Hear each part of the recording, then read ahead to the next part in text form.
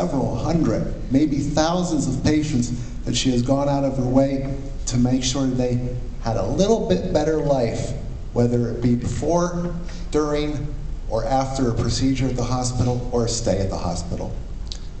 And for all the lives she has touched, bringing some sort of comfort in troubled times. Jodi has a colorful box at home. I call it the thank you box. In there, she keeps all the letters and kind words of thanks given to her by her patients she had cared for and their families. Allow me to share one example of her loving compassion and how she made the patient's last few days on earth the best possible. Just recently, she had a growing concern for one of her patients that she had been following and taking care of over the past 2 years. We'll call him Mr. J. He had been diagnosed with esophageal cancer 10 years ago. At that time, he was given 6 months to live. Due to his positive attitude and perseverance, he was in and out of remission for 10 years. His doctors were amazed. He had beaten all the odds. His positive outlook, however, began to deteriorate when he lost his beloved dog, Liza. He now lived alone. As his health started to deteriorate, Jodi was seeing him in the hospital more frequently. His closest friends, Mike and Kathy Miller, who are here tonight, not sure where they're at right now, helped out whenever they could with Mr. J. Of course, they were not always available to assist him. He had no local family available either. Knowing that he lived alone, Jodi started calling him regularly to check on him. Eventually, the calls turned into short visits after she left work. She would make sure he was doing okay, and she provided any assistance necessary, including running errands and picking up prescriptions. He began having more problems swallowing and increased pain. Mr. J has been hospitalized at least twice with his symptoms. Jodi continued to follow up, giving him moral support and running errands. On July 16th, at the end of the day, Mr. J had been scheduled for an EGD for severe anemia and hemostasis.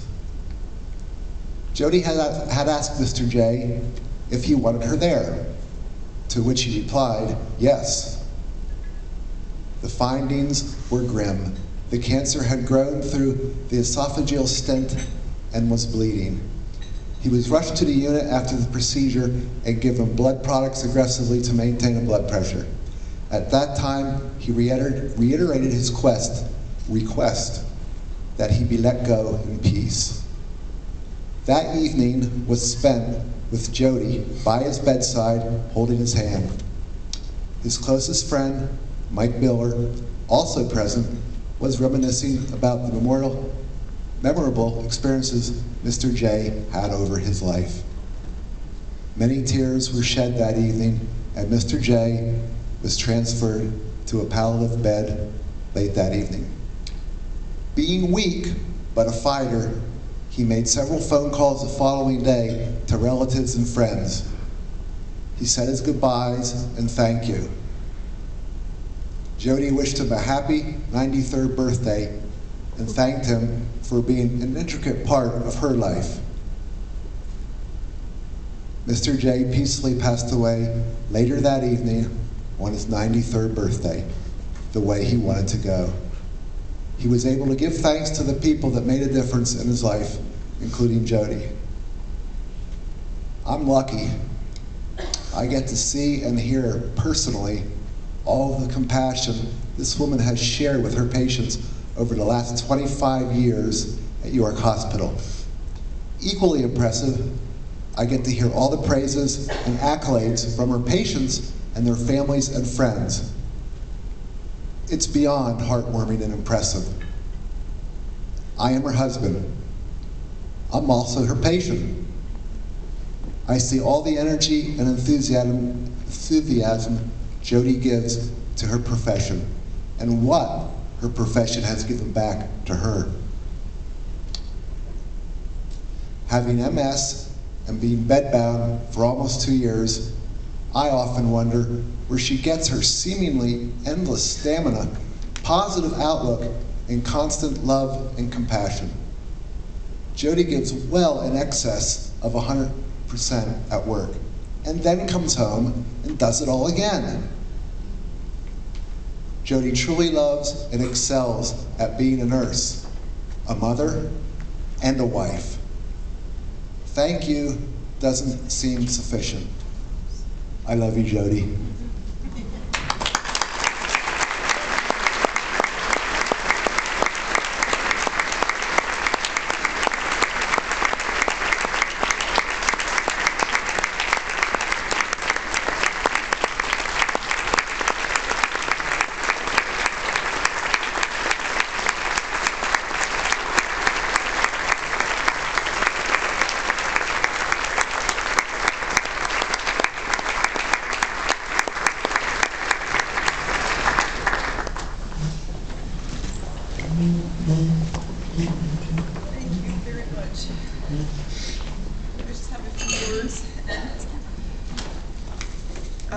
I'm usually more comfortable at the bedside, not in front of many people, but please bear with me.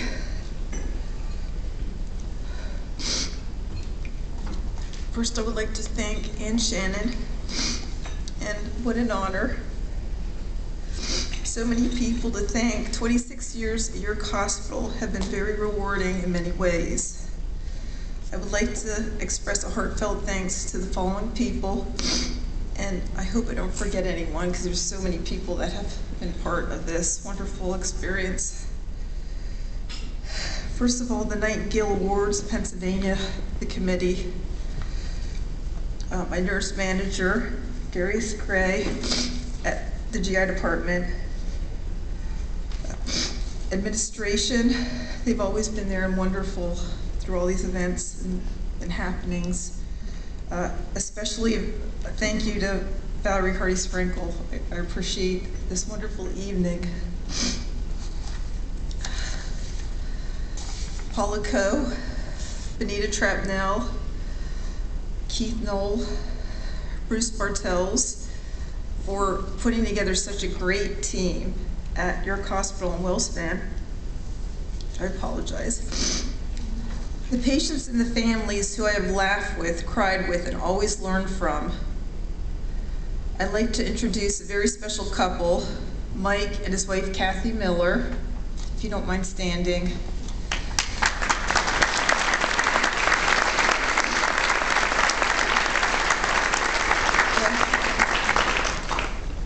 As you heard from my husband's nomination speech, I took care of Mike's dearest friend, Mr. J, and I'd like to thank him for being a very special part of my life.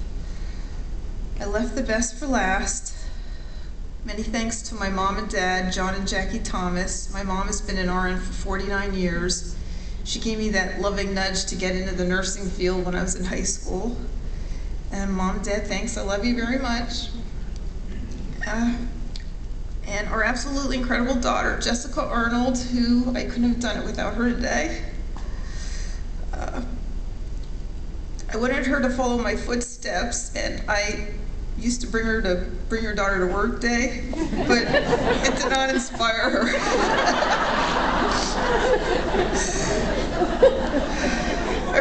I can't forget my husband of 26 years, David. Thanks for all your support and dissertations over the years, dear. I did learn from them. More important, I love you and always will. In closing, this has been a great honor.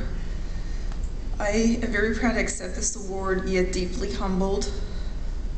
There are so many outstanding people that I know at York Hospital and other health institutions that should be up here right now. I am only a representative for them and for you, and I say thank you.